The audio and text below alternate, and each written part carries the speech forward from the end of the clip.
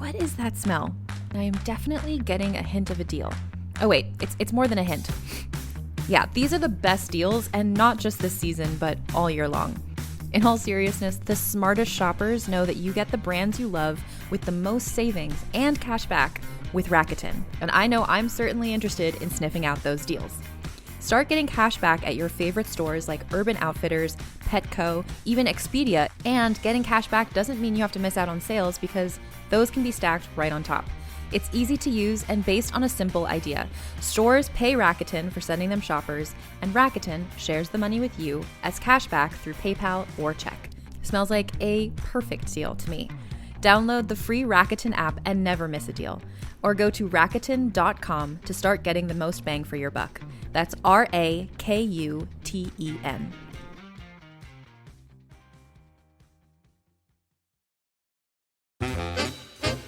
Love, exciting and new. Hello, Hannah Waddingham here. Have you seen the fabulous new Sun Princess? World-class entertainment, exceptional dining, and the greatest pizza ever. It's a love. Don't miss our Come Aboard sale with up to 40% off and free room upgrades. Visit princess.com or call your travel advisor to book. Princess Cruises. Terms and restrictions apply. Offer ends 2/28/25. Ships at Bermudan and British Registry.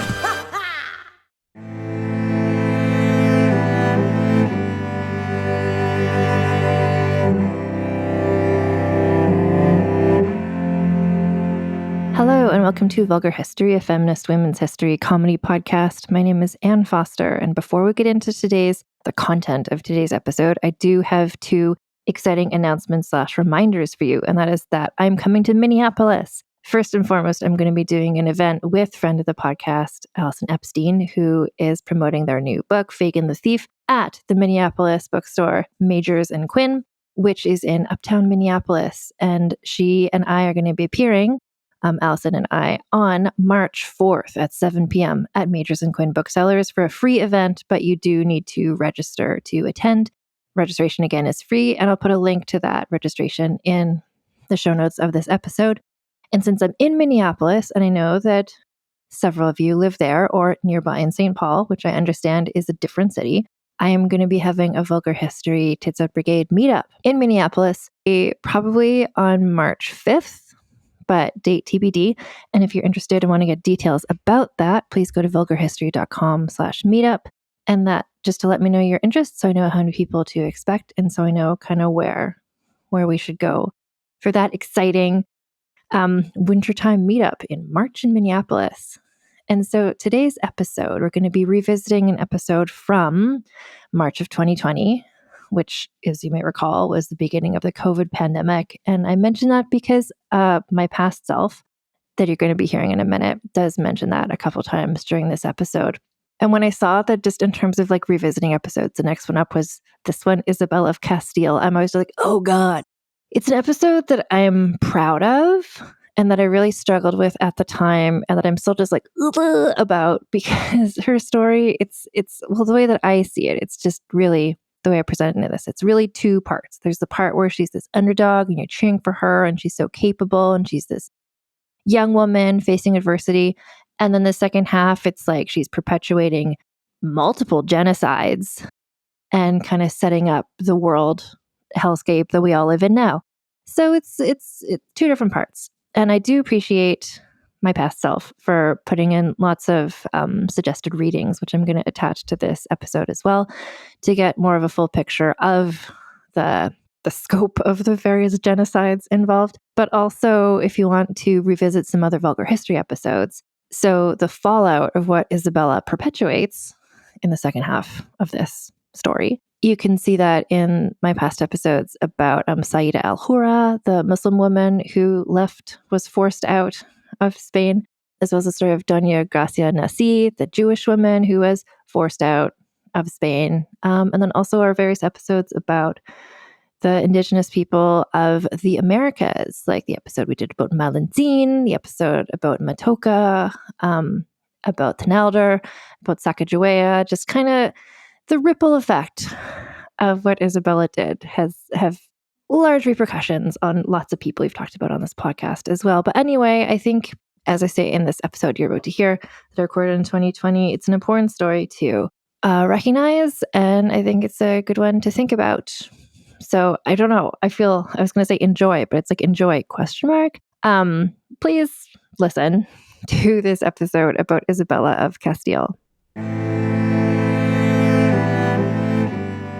Hello and welcome to Vulgar History. My name is Anne Foster, and this is a feminist women's history comedy podcast. And we are on season 2, and the theme for season 2 has been women leaders in history and the men who whined about them. And we've started off before the year 0. We went through ancient Roman times, early Britain situations. Last time we did Empress Matilda, and now we're just zooming a few years ahead, like 300-ish years ahead, and we're looking at a woman who was a descendant of Empress Matilda, and frankly, most Western European monarchs were a descendant of Empress Matilda in some way or another, because she was one of those, or her son, Henry, was one of those people who just had so many kids, and they just kind of spread far and wide all over the place. And the person, and I'm not, like, I can't even get into the great aunt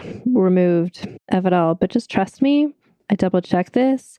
My facts are solid. Empress Matilda was an ancestor of this person who we're going to look at today. This is another sort of person who I was like, ooh, does this, like, it fits the theme. It fits the theme well and in an interesting way. But what my hesitation of doing this person for the podcast was more about, is it inappropriate to be talking in sort of a lighthearted, comedic type way about somebody whose actions had horrific repercussions that are still being dealt with on an international scale. But then I thought, I don't want to not talk about her. Like, if we're looking at women and leadership through history, skipping over her would sort of leave a hole in the narrative. So I'm going to treat this story, as I do other stories, in a sort of lighthearted, whimsical way, but also with appropriate, I hope, respect to the consequences of her actions.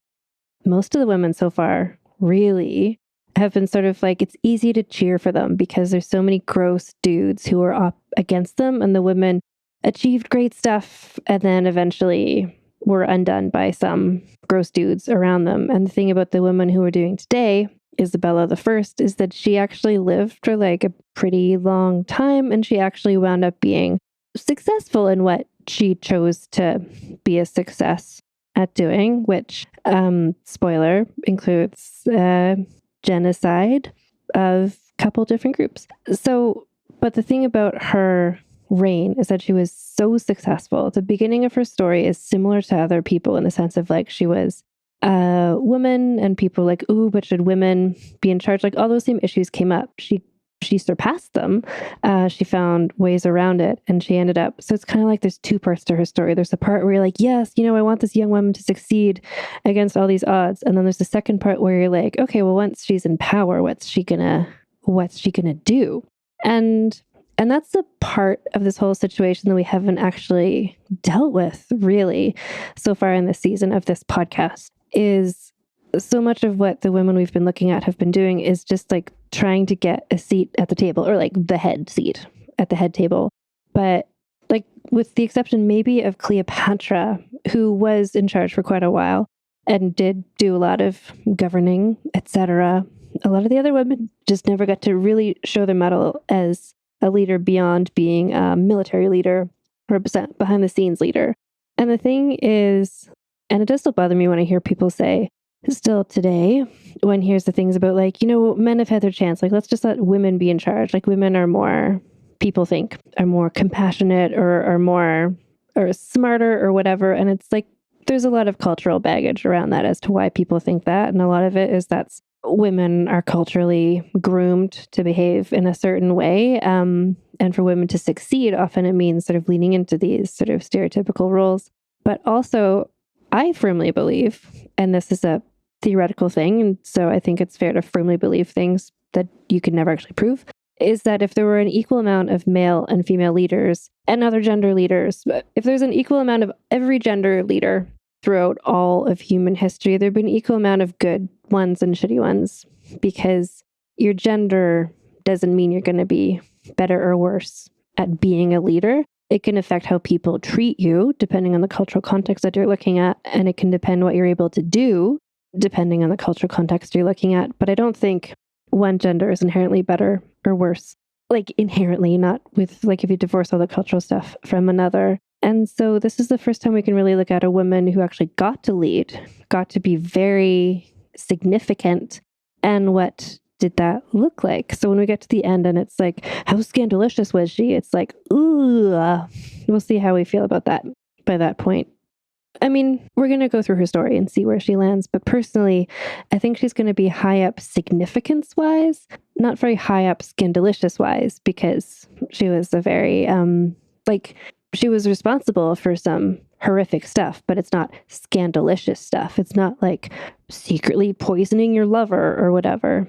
So I don't know. This is going to be a different sort of paradigm we're looking at today, but it's an important story and it's one I want to look at. And I think it's interesting too that Isabella of Castile was sort of a generation, basically one generation before Queen Elizabeth I. And Queen Elizabeth I, like if you look at all this sort of feminist, picture books and fridge magnets and like t-shirts and things, there's a certain group of people who are often celebrated. It's like Queen Elizabeth I and like Frida Kahlo and Harriet Tubman, and there's certain sort of big names that are often there. Cleopatra is often involved. Isabella I isn't, and I think it's because her the repercussions of what she did really make it harder for us to be like, yes, girl, like go queen, when we're still wrangling with a lot of the stuff that she was responsible for. On the other hand, she was a significant figure. She was successful at what she set out to be successful at doing. I think she was more successful at those things than other people would have been, of any gender. So she was a significant woman, but this isn't like a go girl sort of scenario. But it's an interesting situation, and maybe this will get all of our minds off of the fact that we're all self-isolating and the world seems kind of different. Well, I mean, it's obviously different, but it just seems sort of uncertain, and what's going to come next, who knows? So we'll get into it. So Isabella of Castile, we're going to do a bit of place setting because we've been doing a bunch of like England / Rome things that all sort of led into each other. And now we're going over into Castile / Aragon / Spain. And that's a whole different kingdom. So briefly, what happened? So Isabella's parents.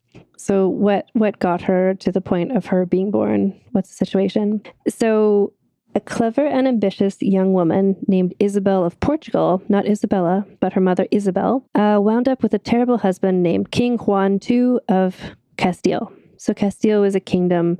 There's a bunch of kingdoms all around, sort of like how England used to be all the different kingdoms. So Spain, there was like Aragon, there was Castile, nearby was Portugal. So there wasn't like one country of Spain. So Castile was a medium powerful kingdom.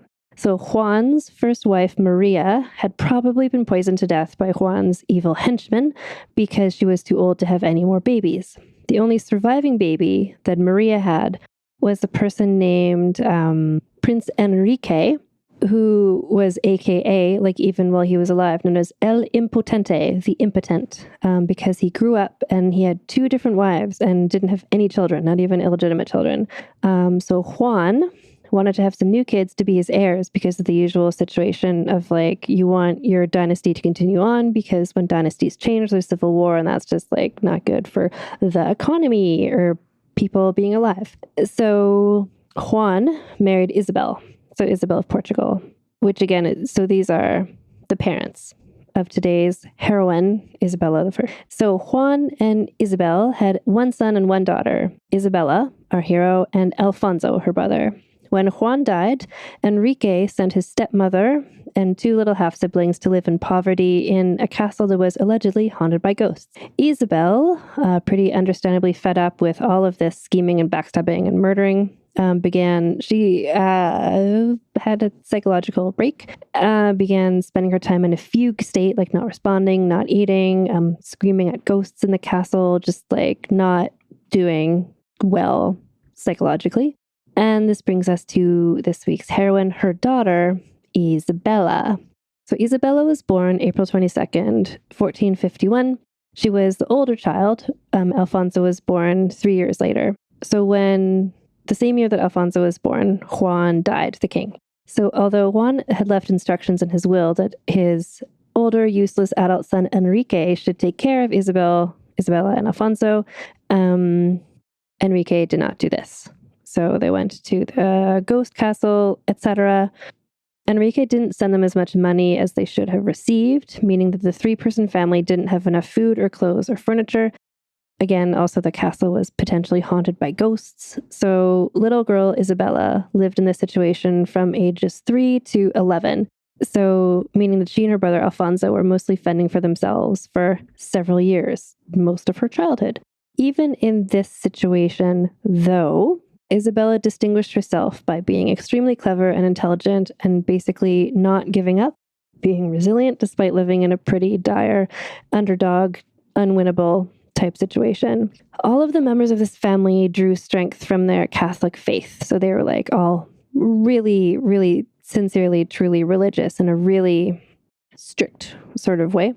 And also it's important to mention because perhaps her experience of religion mixed with a deep personal trauma of growing up with her mother who had all these mental issues, not having enough to live on in like a castle that was maybe haunted by ghosts. Like it was obviously a traumatic childhood. And this might have something to do with her worldview later on, how she might have drawn her strength from her Catholic religion. So when she was about 11 years old, her older half-brother Enrique invited her and Alfonso to join him at the royal court. And this, why did he invite them after all these years, after ignoring and not giving them money, etc.? It's because after 7 years of marriage, Enrique's wife, Juana of Portugal, was having a baby. And this baby would supplant both Isabella and Alfonso in the line of succession. So right now, because Enrique, aka El Impotente, had not had any children, he didn't have an heir at all. So when he died, it would go to Alfonso, his much younger half-brother, because it went to boys and not girls. But he didn't want that. He wanted the crown to go to his own son. So he was feeling more kindly towards his much younger half-siblings because now they weren't threats anymore, because he was going to have his own heir, or so he thought. So just side note on Enrique's wife, Juana of Portugal. Like all the women who surrounded him, Juana had developed a reputation for being quote unquote crazy. You know, it's the thing where like, oh my God, my ex-girlfriend was crazy. My wife was crazy. Where it's like, I think probably you treated them badly. Why is every woman around you quote unquote crazy? So in this case, it mostly meant that Juana voiced her opinions, sometimes wore lower cut dresses than the Castilian nobles preferred, and was seen to be bossy towards her husband, Enrique. So also rumor had it that she was carrying on with various lovers as well. And now based on everything we know about Enrique, namely that his personality was terrible and allegedly, or maybe not even allegedly, but he didn't have any children, hence the name El Impotente. His penis was maybe shaped in a way that it just like wouldn't work to father children.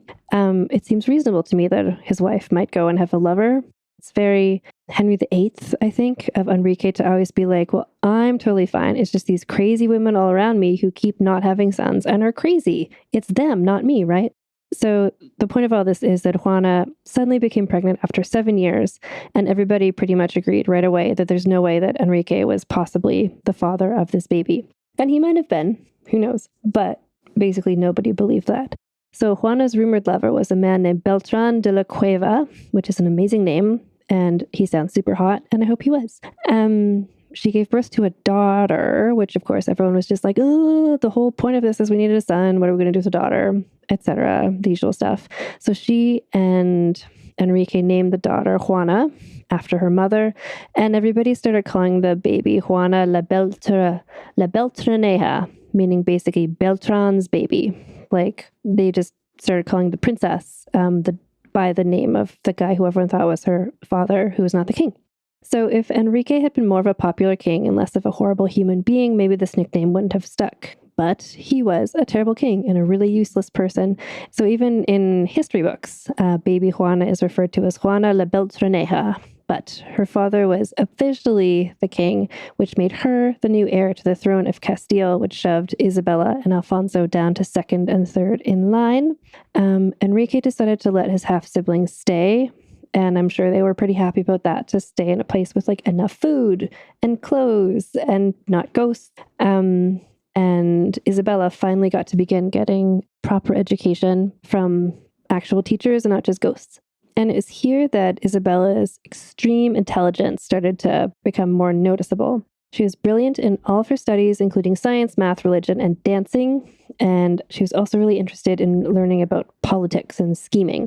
So the politics of Castile and Portugal there's just a lot of back and forth going on. Everybody was always trying to take over the other kingdoms. So Isabella learned about how her half-brother Enrique was not a good king. She saw what he did that was bad and kind of learned like, okay, if I was monarch, maybe I'd do this different or that different. She learned about how Portugal and other kingdoms were constantly trying to attack Castile.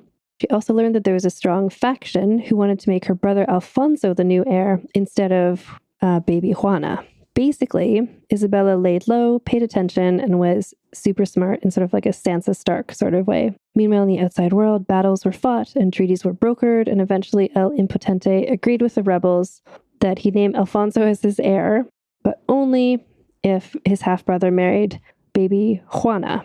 So this is just like a weird incestuous child marriage situation, but then you don't have to worry about it for too long because Alfonso died under mysterious circumstances. Spoiler, everybody in the story dies of mysterious circumstances because it's that sort of story. So Alfonso was now dead, meaning that there were two potential heirs left for Enrique. His half-sister, teenage, brilliant Isabella, or his potentially illegitimate baby daughter, Juana.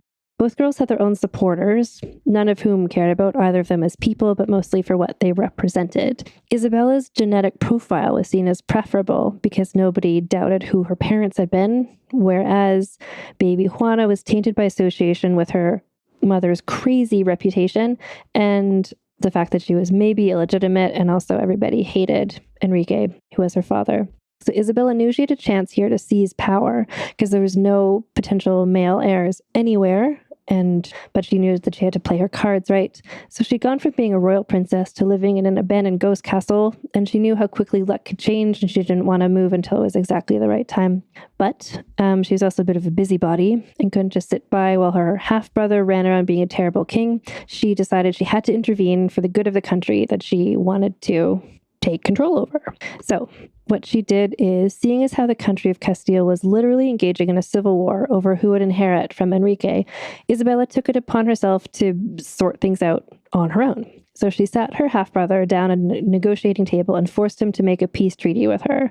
So bear in mind, at this point, she was 17 years old. Her half-brother, Enrique, was 43, and she is the one who had all the power at that table because that is just how amazing and intense and smart and capable she was. So she proposed she got all of her supporters to stop fighting against Enrique if he named her, Isabella, as his heir instead of his daughter, Juana. Enrique was like, sure, but you have to marry someone I choose. And Isabella was like, okay, but I can veto, and you can't make me marry someone if I don't want to. And Enrique was like, okay, but you can't get married without my permission. So it's all just like loopholes. They're both thinking of sneaky ways around all of these conditions, but they still shook hands that day and agreed to the term. Isabella got her supporters to stand down, and the civil war was ended because of this 17-year-old negotiator, which is amazing. It was amazing. Like, she got herself named heir. So as a princess in late medieval Europe, the question of Isabella's marriage had been discussed by other people since basically the day she was born. Her first betrothal had come about when she was 6 years old, back in the ghost castle, and her child fiancé had been a boy around her same age named Prince Ferdinand of Aragon. 1 year later, though, this had all gone belly up due to various infighting and shenanigans.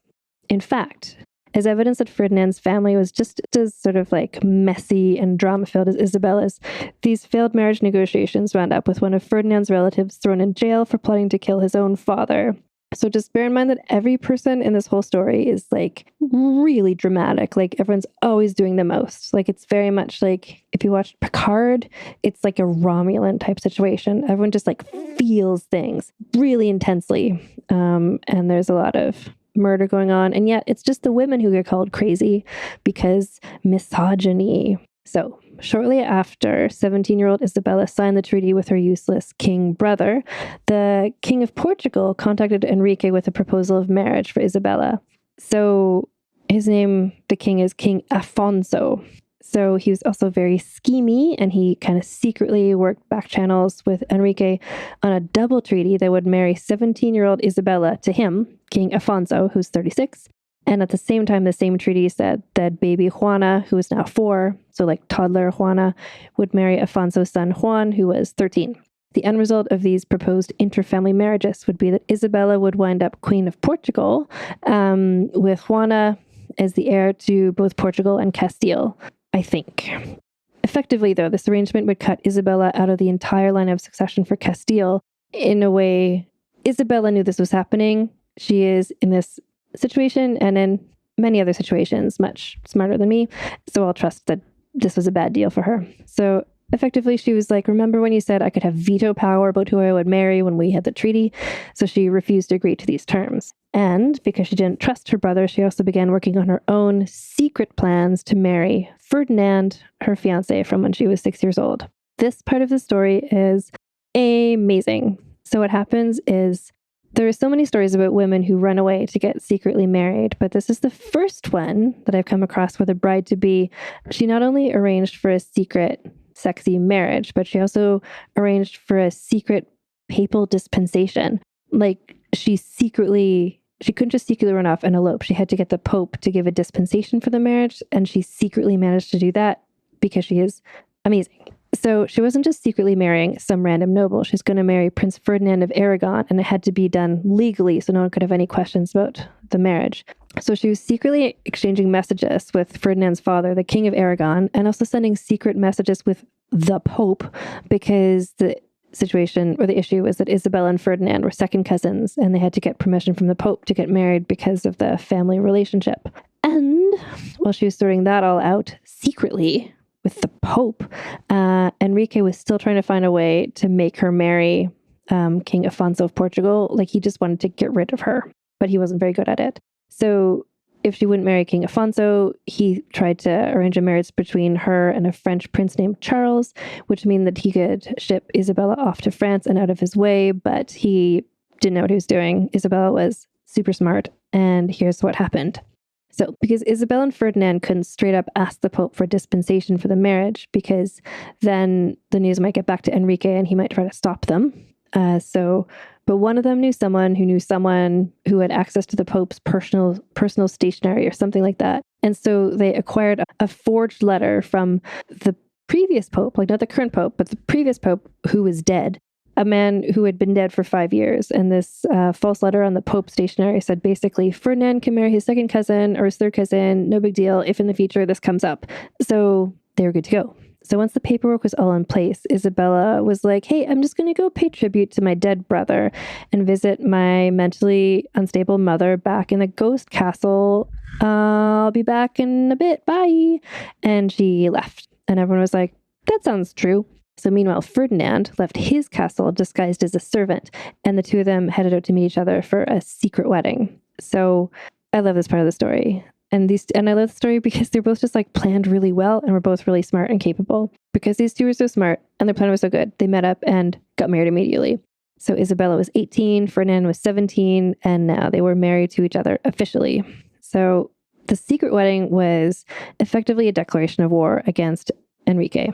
She'd broken the brother-sister treaty where she'd said that she would let him choose her husband, but in so doing, she had landed herself in a powerful alliance with Ferdinand's country of Aragon. Isabel and Ferdinand knew that to solidify everything, they needed to have an heir, because that would just kind of make their case even stronger for why they should be in charge of basically all of Spain. So a son would have been ideal, but their first child was a daughter who they named Isabel, because every woman in the story is called Isabel or Isabella. Enrique was super mad about the sneaky marriage, and so he amended his will to name Juana his heir instead of Isabella. And Juana at this point was 12 years old, and just like, poor her.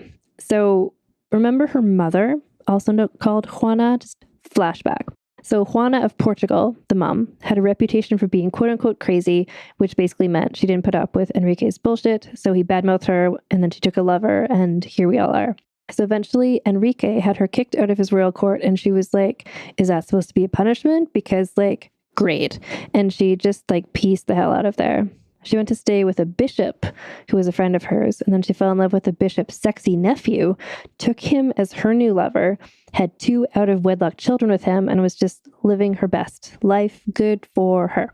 Enrique, because of all this, had eventually declared their marriage invalid and also divorced her, which might have been good for his self-esteem, but it meant that their daughter Juana was now sort of illegitimate, because if the marriage had never been valid, then she was illegitimate. So that complicated things. So back to our story. Juana is now 12 years old.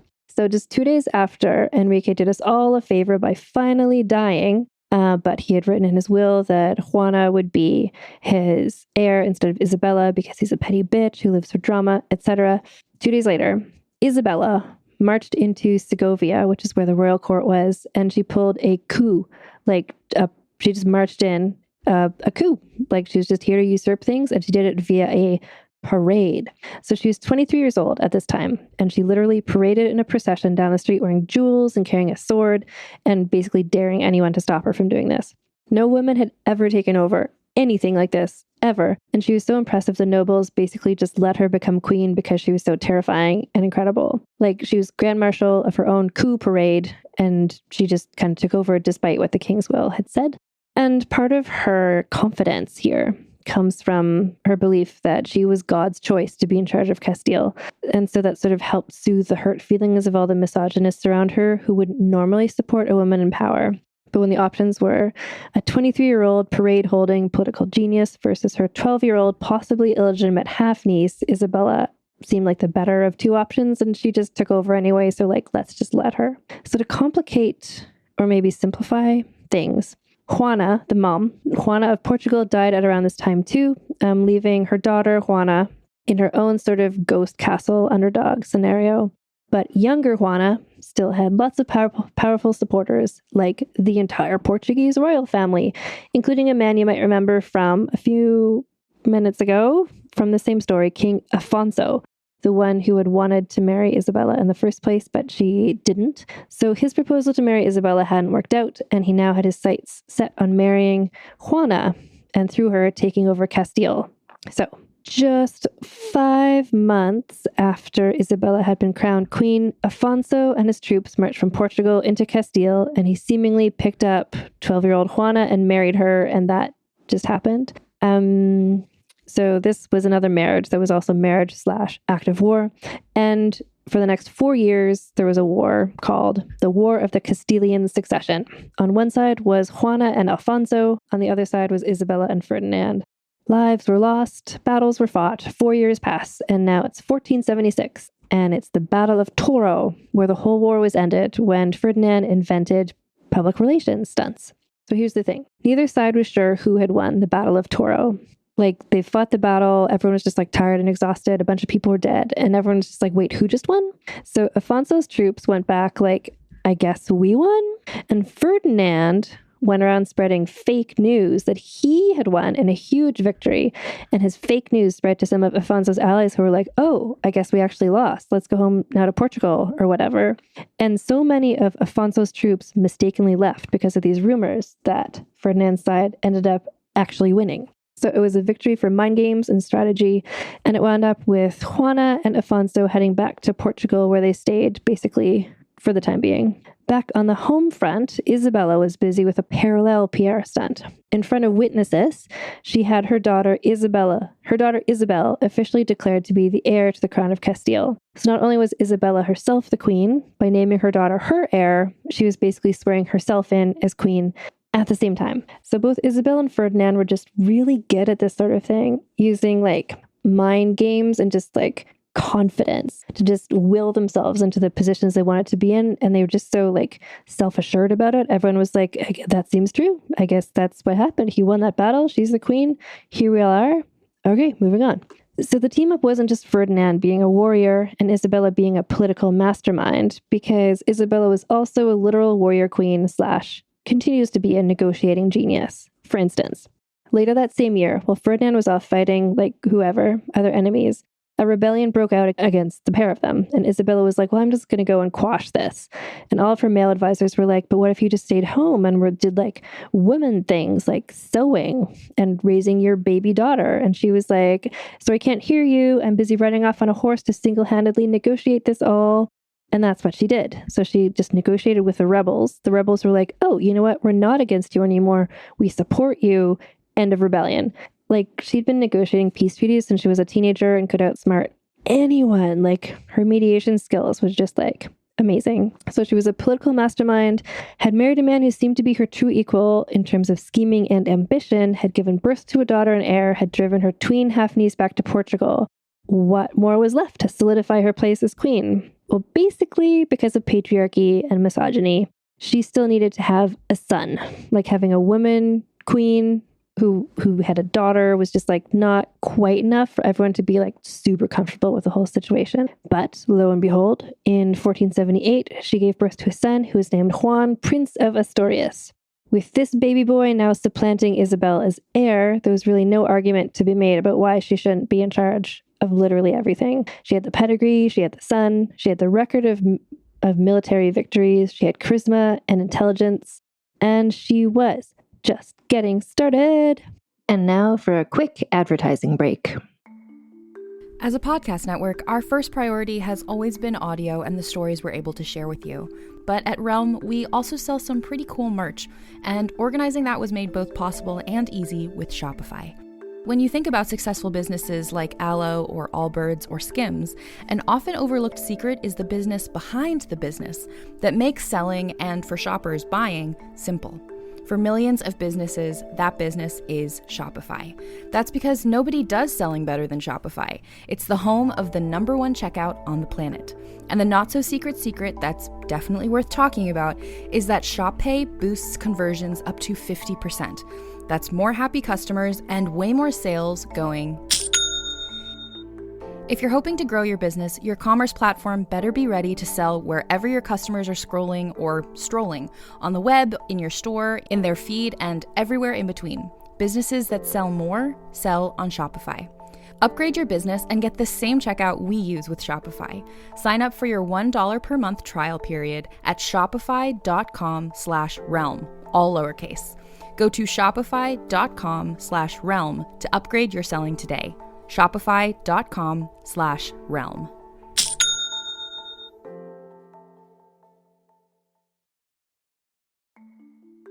I'm someone who loves to have a variety of products in my makeup bag for when I want to be a bit more creative, but on a day-to-day basis, I'm really just reaching for a few staples. When I'm relying on only a few products, I want those to be my holy grails. So I turn to Thrive Cosmetics, whose beauty products are certified 100% vegan and cruelty-free, made with clean, skin-loving ingredients, and have thousands of 5-star reviews. So whether you're like me and want a few high-quality staples, or you're looking to stock up your makeup bag for a full glam, Thrive Cosmetics is the way to go. One product I love from them is the Brilliant Eye Brightener. I've already got it in a couple shades, and I've just seen they have a new gold one that I might need to snag too. I love a product that can have multiple uses, and the Brilliant Eye Brightener is just that. I use it as eyeshadow and highlighter, and it's such an easy way to elevate my everyday look. Plus, for every product sold, Thrive Cosmetics makes a donation towards 8 major causes, including those impacted by cancer, domestic abuse, and veteran and education organizations. I love knowing that a purchase I was going to make anyway is also benefiting causes that matter to me. Thrive Cosmetics is luxury beauty that gives back. Right now, you can get an exclusive 20% off your first order at thrivecosmetics.com/thrive. That's Thrive Cosmetics, CAUSEMETICS.com/thrive for 20% off your first order.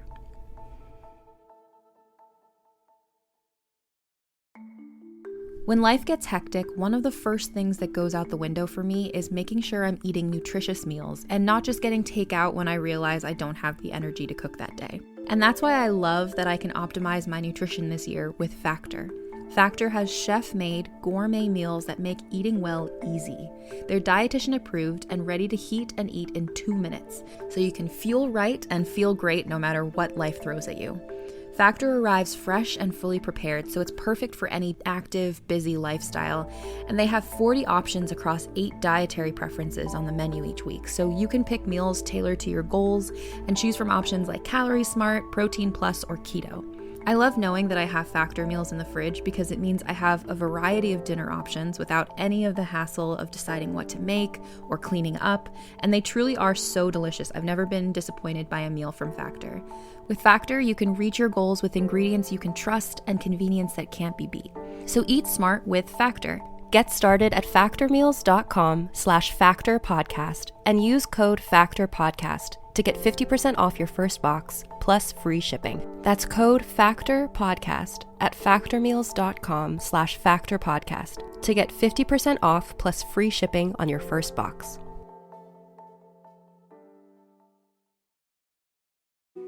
This episode is brought to you by Coffee Mate. After watching this season of the HBO's original series, The White Lotus, this is the tropical getaway I needed. One more pina colada, please. Hey, you're not on mute. Oh, I thought I was in paradise. Turns out it was my Coffee Mate. Coffee Mate pina colada and Thai iced coffee flavored creamers, inspired by the newest season of HBO's original series, The White Lotus. For the love of coffee. Try now. And we're back. So what happens next? So this is where she stops being underdog. This is where she's like, we're getting into like, and now she's in charge of stuff. And what's that going to look like? Spoiler, genocide. So Isabella and Ferdinand at this point are officially co-monarchs of both the huge kingdom of Castile and the smaller but important Aragon. They were truly an equal pairing. So Isabella was given the same level of respect and responsibility as her husband. It wasn't a thing where it's like, that's the king and that's his wife, we'll call her the queen. They were like co-monarchs. And this was the first time in Western history that a woman actively ruled a country. This was before Elizabeth I. This was before Catherine the Great. This was 300 years after Matilda. There had been women who had ruled like kingdoms, or like they'd been duchesses. Women had been in charge of stuff, but she was like actively a reigning monarch. So she and Ferdinand were both reigning. It wasn't just the husband of or the wife of. So when Isabella, 23 years old and small, she's like a small like person with sort of like red goldish hair. When she paraded down the street with a giant sword and declared herself queen, everyone was kind of like, okay. But by the middle of her 30-year reign, those same people were like, Isabella is the greatest human being the world has ever seen, at least in the past 500 years. We worship her basically. So we're going to look now at what made her, what she was like as a queen, and what made her such a significant figure. So first of all, you remember when she was hanging around that castle and just paying attention to stuff and seeing like, oh, this is why my half-brother is like a terrible king and here's what I would do differently. So she started implementing the stuff she figured out during her time Sansa Starking it. So she was able to turn around Castile's finances through her careful and meticulous leadership. The past two kings, so Enrique and also her father, who had been the puppet of his evil pal, who is this guy called Del Luna. Her father had been like a shitty king. Her half-brother had been a shitty king. They'd been like literally awful at the job. She inherited a country that was in massive amounts of debt due to their financial mismanagement, including Enrique's idiotic decision his short-sighted decision to increase the country's money by just like making more coins.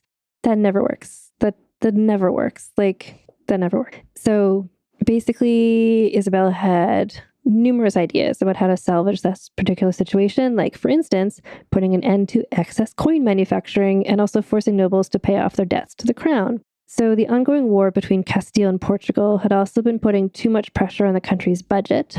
So she used her brilliant strategic mind to put an end to this war with a number of peace treaties. Among the terms of these treaties was Portugal's agreement that Juana, remember her? I feel so badly for her. She just like didn't have it. So Juana would be confined to a convent for the rest of her life and forced to do lots of compulsory prayers, which is like a weirdly specific punishment, but it's kind of a hint at the way that Isabella would sort of use piety and religion as a sort of a punishment in other things she would do. So another terrible thing about the reigns of Enrique and their father was that criminals had never really been tracked down or punished in any sort of organized manner. And this kind of made sense because the country's laws had never actually been written down. So Isabella hired a scholar to write out an 8-volume set of all of the laws. She saw herself as the divinely appointed arbiter of all that was good and holy. So again, like, she's so smart, she's so capable. And she, if you asked her, she would be like, well, this is because God put me here. Like, I'm a brilliant genius because of God. And so that's part of where her confidence came from. And that's part of where, like, she wasn't fazed by men doubting her. But that's also why a lot of men wouldn't doubt her, because they were like, well, God put her here. Like, okay. So she's determined to have a zero tolerance policy against criminality, especially rape and sexual crimes. More rapists were tried and convicted during her reign than ever before. But, important note, Isabella considered homosexual acts in the same league of unforgivable criminality as she did rape. And the punishment for men convicted of sodomy was to be castrated and hanged, which was also the punishment for heterosexual rapists. Is that? So basically, consensual sodomy was given the same punishment as unconsensual sexual activity between anyone. So because you can't have medieval Spanish law without medieval Spanish order, Isabella also invented the concept of a state-sanctioned police department. Up to this point, justice had been mostly meted out by ad hoc gangs of men called brotherhoods or hermandades. So Isabella called her new royally appointed squad La Santa Hermandad, the Holy Brotherhood. Her predecessors had been largely under the thumb of powerful aristocrats who themselves gave and accepted bribes for their own self-interest, and they weren't really there for the country, they were just there for their own personal gain. Isabella and Ferdinand put an end to this whole situation by positioning themselves as absolute monarchs. Now, obviously being a dictator isn't ideal most of the time. All of the time? I'm going to say most of the time. But this was one situation where it was kind of their only option. The country's allegiances had been scattered, and the new monarchs were determined to coalesce all support behind them. So this is what was best for them, but in several ways, it was also kind of best for the country. So this meant they removed all power from the nobles, consolidating it all for themselves. Isabella had the nobles move from active participants in government to more like audience members and replaced them with actual administrative staff, like lawyers who would perform the actual tasks of running the country. So it was sort of like really modernizing things in a really effective way. So they got a stronghold over the country just by having a vision and a plan and being a really good team together. The pair of them, especially Isabella, also wound up being really effective in other ways, but the first steps, and sort of the necessary first steps, were to take a struggling country and make it over into something actually productive. So in a sort of triage way, once they'd gathered all control into their own hands and established law and order, they were able to move on to other stuff, such as to unify the country under a single religion. So Isabella and Ferdinand were so pious that the Pope bestowed upon them the name the Catholic monarchs, which is still the way that people refer to them now sometimes. So it should come as no surprise that the religion they want everyone to have was Catholicism. So this wasn't just conversion for like to get the numbers up or whatever. Like Isabella truly saw herself as God's hand on earth. Like God had put her there. Like this is her job, is to make everyone, like save everyone or whatever. So her role was as the savior to all non-Catholics. So at the time that she took over, Spain was populated not by only Catholics, but there's also a lot of Muslims and the largest concentration of Jewish people of anywhere in Europe at that time. So did this mean she ran around like a missionary converting people? No. What it meant is that she created policies forcing non-Catholics to convert, and then she changed her mind and later decreed that all non-Catholics were to be expelled from Spain without their money or possessions. And their money or possessions were then given to Isabel and Ferdinand, which helped out financially. So they were all expelled. It was a horrifying time for Jews and Muslims in Spain, and there isn't this podcast's thesis, not really time to get into all the details of it, but I'll put some article links in the show notes to really get into how horrendous this whole thing was and the effect it had on world history, but basically it was genocidal. So, simultaneous to the expulsion of Jews and Muslims, Isabel and Ferdinand were also hard at work conquering the remaining Muslim strongholds in their area, which were run by a dynasty called the Nasrid dynasty. Isabella was actively involved with a multi-year campaign because, again, she had this military background. She'd military victories before, so she helped to plan campaigns and accompany troops near the field of battle, using the newly increased treasury of money that they got from genocide reasons. She amassed a larger arsenal of weapons than any previous monarch had ever acquired, including cannons strong enough to destroy castle walls. Her tactics and arsenal forced all armies in Europe to change their battle strategies. Like, this is like, again, I'm just presenting some facts here. And the fact is, like, she was a really competent leader, and some of her actions were horrific. And everyone around her kind of had to change their strategies against her because she was so effective. The final stronghold of the Nasrid Empire was Granada, which finally surrendered to the Catholic monarchs in 1492. Isabella and Ferdinand entered the city and were ceremonially presented with the keys to the city. And so then they set out converting not only the people, but the place itself. They reconsecrated the primary mosque into a Catholic church, for instance. Their success in defeating Muslim expansion forever altered the global balance of power. Forever, internationally. So at this point, it had been like the global balance of power, like Eastern areas, countries, kingdoms had been more powerful. And then because of her actions, the West suddenly became more powerful. So Spain was becoming the first Western superpower, paving the way for the domination of France and then England, and then some of the colonies on the world stage. And we're still dealing with that world order today. So Isabella and Ferdinand had achieved massive success in their plans to consolidate the various parts of Spain into a single empire with themselves as supreme rulers. Rather than spreading themselves to the east, like spreading Spain more east, Isabella's interest was piqued by a persistent Italian adventurer who kept visiting. His name was Cristoforo Colombo, or his anglicized name is better known as Christopher Columbus. And he was just this guy who was like, hey, like, I want to go to the West. I think there might be stuff there. And she was finally like, oh, fine. So he approached the Catholic monarchs numerous times for financial support for his goal to voyage across the Atlantic to find new trade routes to the Indies. But they kept saying no. So he kept like dropping his price of how much he needed. And finally, it was cheap enough that Isabella found it acceptable. And so she reappropriated the money seized from the expelled Jewish people and Muslims to fund this trip. So, okay. So Christopher Columbus, his actions in North America are fairly well known. And in case you weren't sure how truly awful he was and the things he perpetrated were so awful, I'll put some more links to a few things in the show notes as well. Because again, that's a whole other topic, but worth reading about for sure. I don't feel personally capable of speaking to it to the extent it needs to be spoken about, but I will put some links in the show notes. So what's one thing that's interesting about this whole scenario is that Isabella was never comfortable with the idea of enslaving or mistreating the indigenous people of the Americas. This was partially because she viewed Christopher Columbus's colonies as subsidiaries of Castile, which made the indigenous people, she thought of them as Castilian subjects, and she was their monarch. And the law of the land was that Castilian subjects could not be enslaved. Furthermore, she was keen to convert the indigenous people to Catholicism, and to her, Catholics could also not be enslaved. But also, like, note to her, she wasn't like a civil rights. To her, Black people captured during her conquest on the African continent could be enslaved. It's just like Castilian subjects and Catholics couldn't be enslaved. But her desire to convert people to Catholicism was not limited to the indigenous people of the Americas.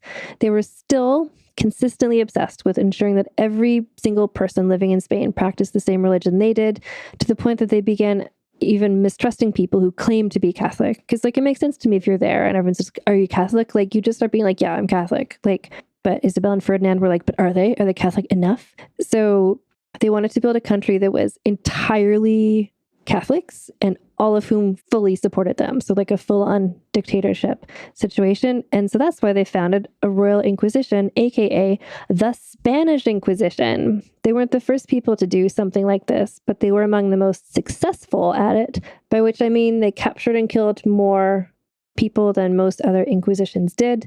I will put a link to that in the show notes as well. Just this is what I was talking about. Like, at first it's like easy to cheer for this person, and now she's actually getting a lot of stuff done, and it's just like the global implications of what she did are quite extreme. So Isabella's religious fervor was not just limited to just her subjects. She applied similar high standards to her children. So including some problematic / abusive methods. And so it is in her home life that Isabella found herself, like, she was so savvy and so competent and so ruthless and so successful at her political stuff, but it was at her home life where she wasn't able to control things quite as much because guess what? Her children inherited her strong emotions and strong force of personality. So Isabella and Ferdinand had 5 children. Her oldest daughter was also called Isabel, her son Juan, Prince of Asturias, Juana of Castile, and Maria of Aragon, and Catherine of Aragon. Yes, that's right.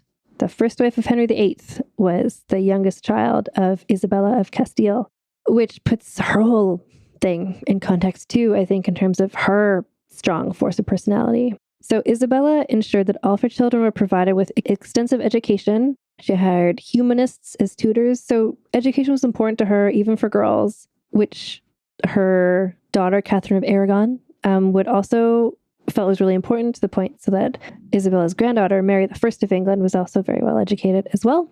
It was not the standard, it had not been standard for children to be educated to this extent, especially not girls, but Isabella presented herself as a role model to her daughters in other ways, by bringing them with her when she accompanied troops into battle. So it was really like, women can do anything, asterisks, all the caveats I've already said. But so she was raising her daughters in a way that a lot of women were not being raised at the time, and that affected her daughters' lives. So part of the reason why she was so intent on getting them really well educated was because she herself, if you'll recall, hadn't received much schooling in her childhood. Until she was age 11, she was in the ghost castle, not really getting a lot of education. So it was really important to her that her children were all taught basically everything possible.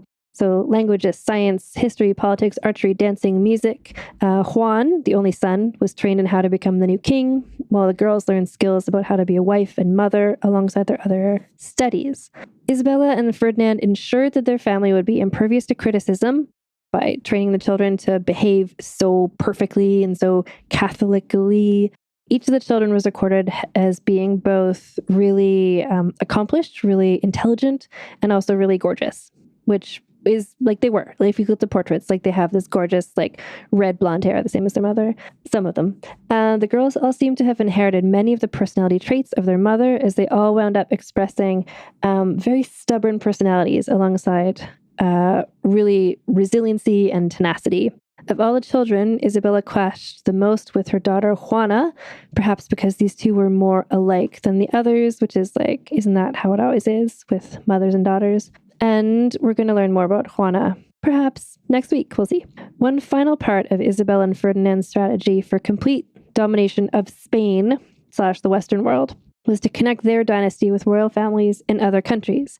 So they arranged the best possible matches for each of their children. Isabel was shipped off to marry the Portuguese king, who, don't worry, not Afonso. He's not the king anymore. While Juan and Juana were each married off to a Habsburg royal.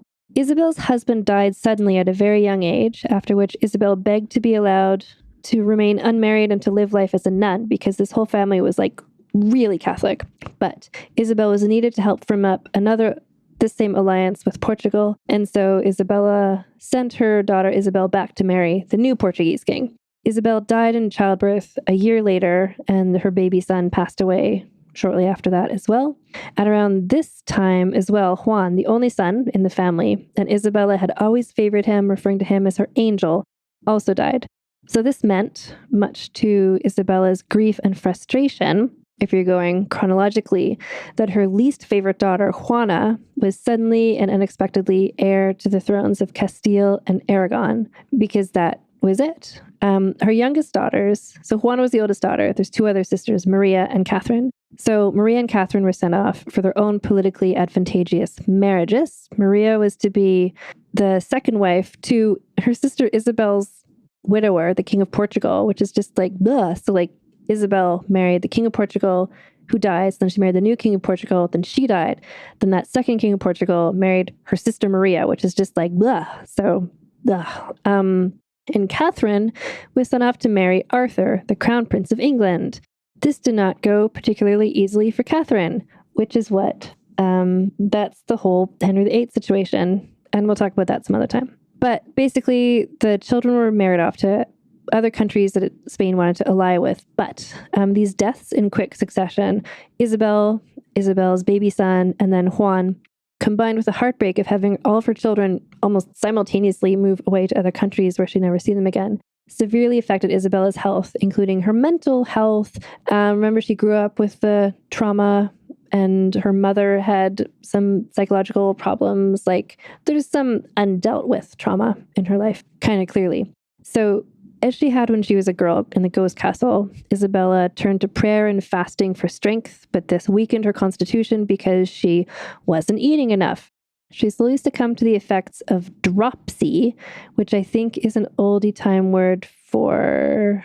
It's basically swelling. I think it has something to do with heart conditions. Anyway, just like she wasn't eating, she's not doing well. It was the 15th century. Things weren't great. But she kept enough wits about her to be able to compose her will. So the document is part advice and instruction to Ferdinand.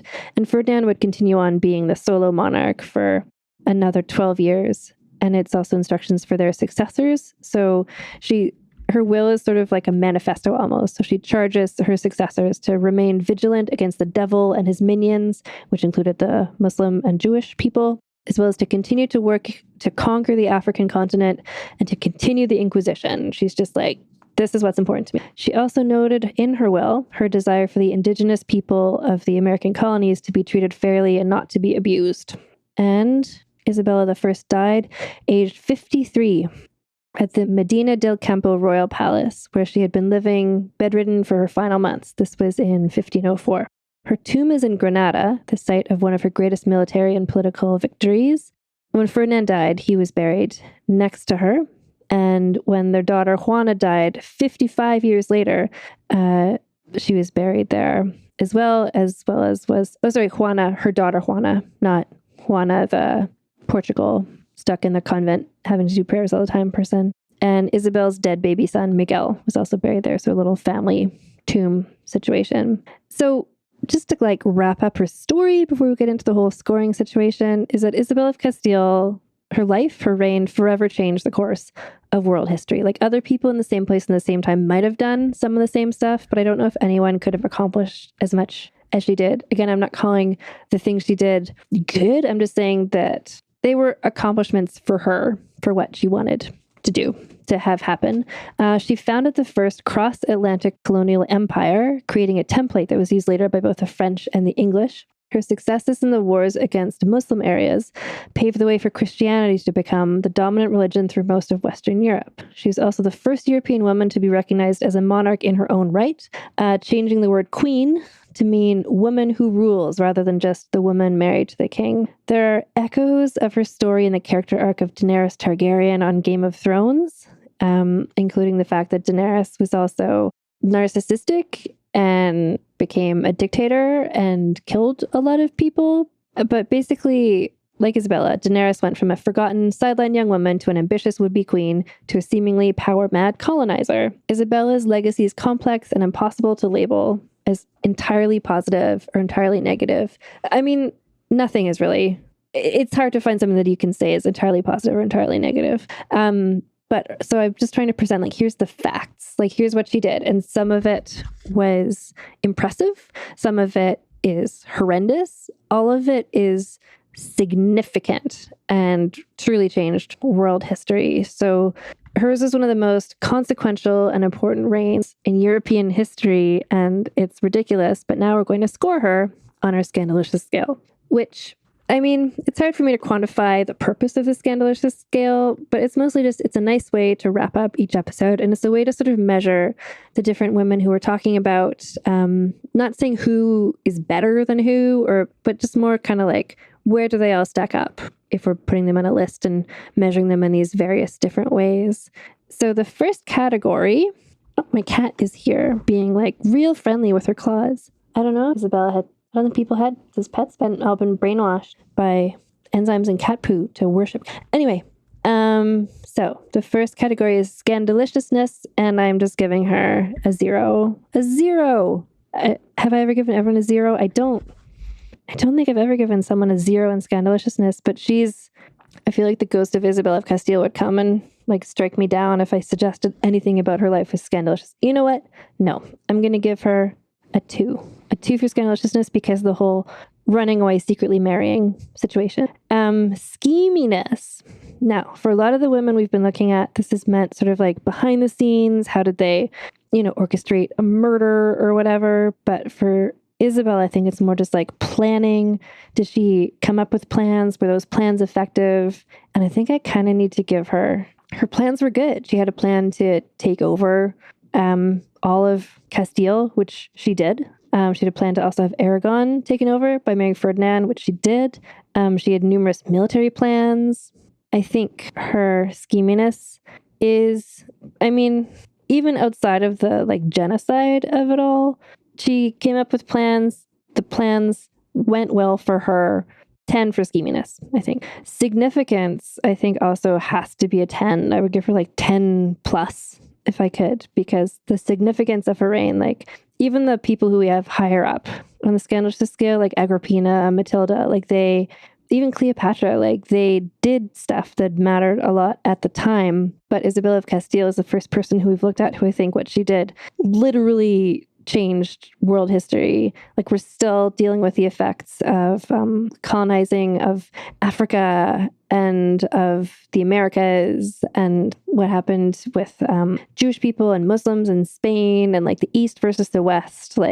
Other people might have been monarchs at the same time. She happened to be the person that was there, and she, with her scheminess, just had these plans that just did what she wanted them to. So significance is 10.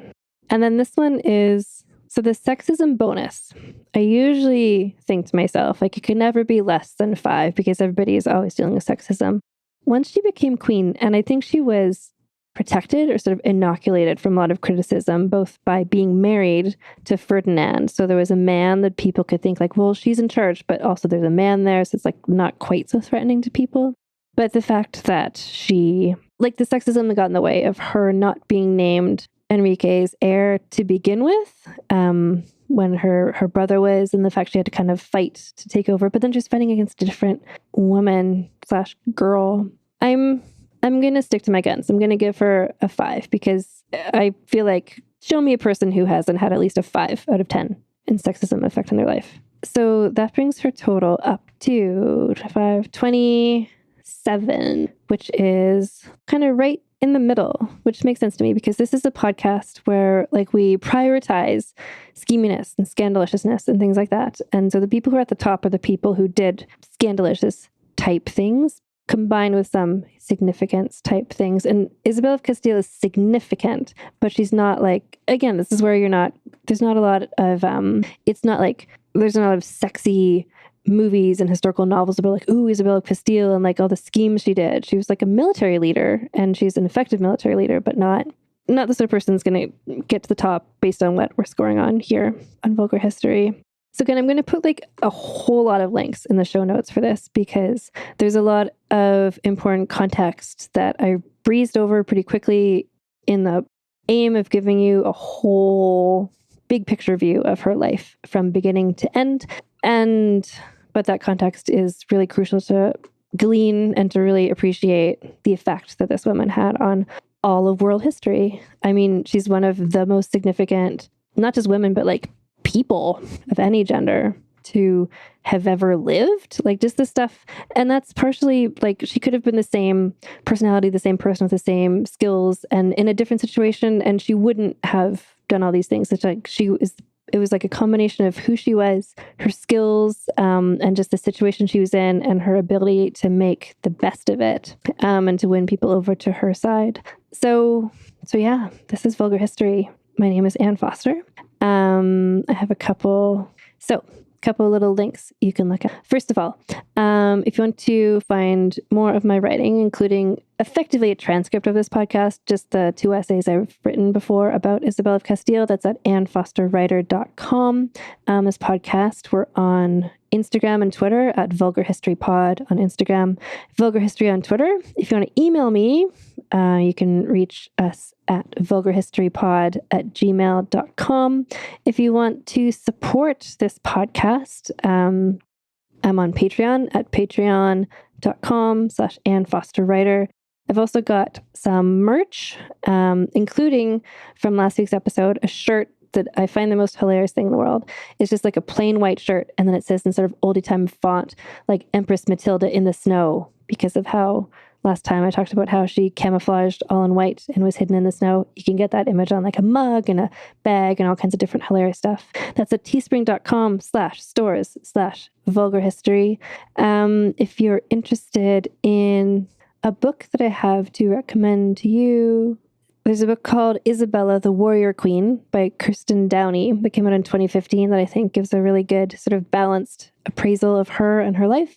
There's also a book called Isabella of Castile, Europe's First Great Queen by Giles Tremlett, which also, both of them really do, I think, a fine job of balancing the Isabella, kind of the cool parts of her story with kind of the horrific effects of the things she did without kind of like saying she was a bad person or she was a good person. It's just kind of like, here's some facts and here's some information. So both of those books I would recommend definitely. And also if you go to the website bookshop.org, I have an ongoing book list there. I think it's just called, the book list is, if you go to, again, it'll be in the show note links, but it's bookshop.org/lists/vulgar history recommends with dashes in between vulgar history and recommends. And that's where you can find a lot of the books I've been reading for researching for all the different podcast episodes. And bookshop.org is a lovely site that helps support independent bookstores. You can sort of tell them who's your local store, and then the purchases you make can go to help support them as well.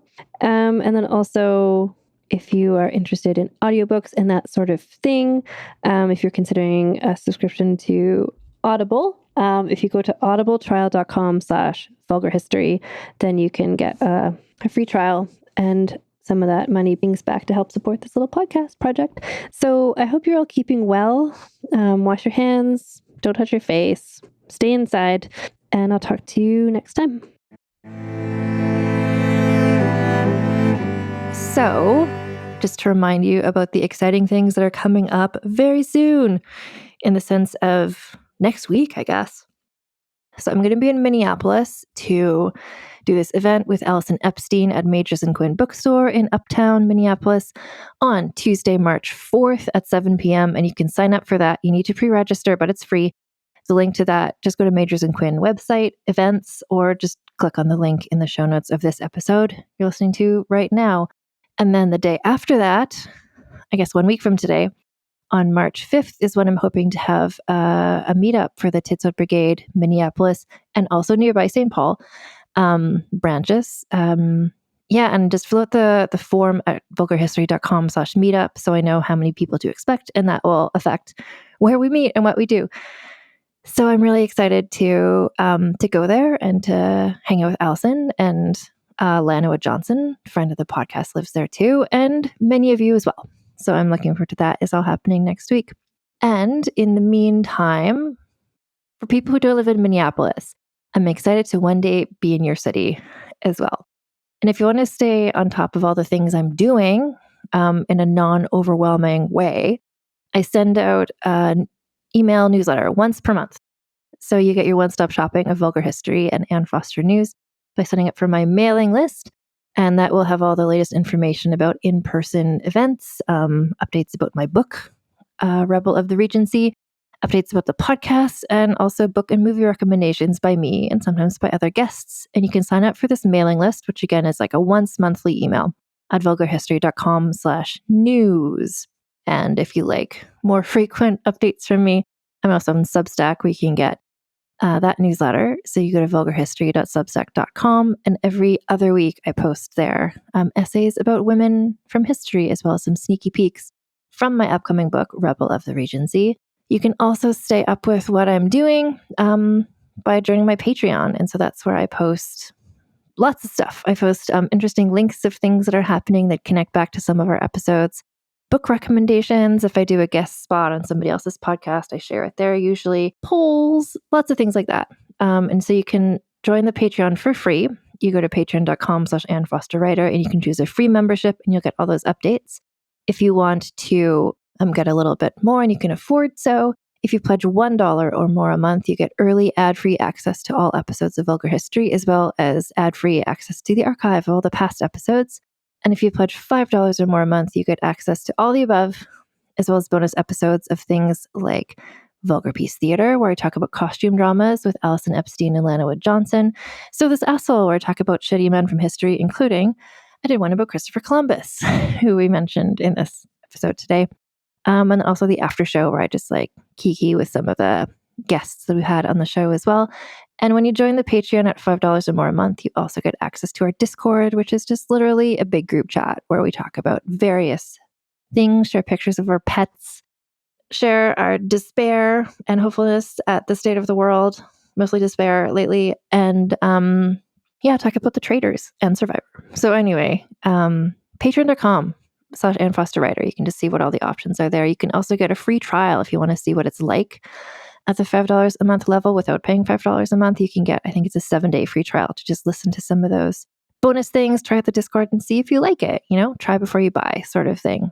We also are partnered with Common Era Jewelry, which is a woman-owned small business that makes beautiful heirloom jewelry pieces inspired by women from history, but also by kind of history in general, including classic mythology. So their designs include, in terms of mythology, there's people like Circe is there, Hecate, Athena, Artemis, Medusa, Pandora, Persephone, as well as historical figures like Hatshepsut, Hypatia, Livia, Olga of Kiev, Cleopatra, Sappho, Agrippina, and Anne Boleyn. And as well, there's the recent Esoterica collection, which features jewelry inspired by jewelry that's been found in like archaeological digs. Like there's one that is engraved with a Roman saying that means, may you live carefree, basically. There's also one that is, it's a fertility charm sort of thing. So inspired by the amulets worn in ancient Egypt, Greece, and Rome, providing the wearer a sense of agency and empowerment during pregnancy and childbirth times. There's also one featuring the magic sator square, which is, it's sort of a symbol that was often found carved on the walls of ancient houses all over Roman territories. And this particular piece is inspired by a magic sator square that was found in Pompeii excavations. It's thought to be a symbol of protection and a spell to ward off evil spirits, fevers, and hexes. There's also the Eye of Horus necklace, inspired by an amulet originally from 330 BCE. Anyway, it's gorgeous jewelry, and these pieces are available in solid gold. You can get pendants, you can get rings, as well as in more affordable gold vermeil. Vulgar History listeners can always get 15% off your order from Common Era by going to commonera.com/vulgar or using code VULGAR at checkout at commonera.com. If you want to get some Vulgar History merchandise, we have that available too. Go to vulgarhistory.com/store if you're in the US. If you're outside the US, go to vulgarhistory.redbubble.com. And if you want to get in touch with me, I would love if you would. And you can do that by filling out the form. Go to vulgarhistory.com and there's a little contact me button there. And I'm also reachable on social media like Blue Sky, Instagram, and Threads, where I'm at Vulgar History Pod. Next week, we're going to be revisiting another classic episode, as alluded to in this one. It's going to be one of the daughters of Isabella of Castile and what her trajectory was like. And until next time, keep your pants on and your tits out, and I'll see you soon, Minneapolis. Vulgar History is researched, written, and hosted by Ann Foster. That's me. The editor is Christina Lumagi. Theme music is by the Severn Duo. The Vulgar History Show image is by Deborah Wong. Transcripts are written by Aveline Malik. Find transcripts of recent episodes at vulgarhistory.com.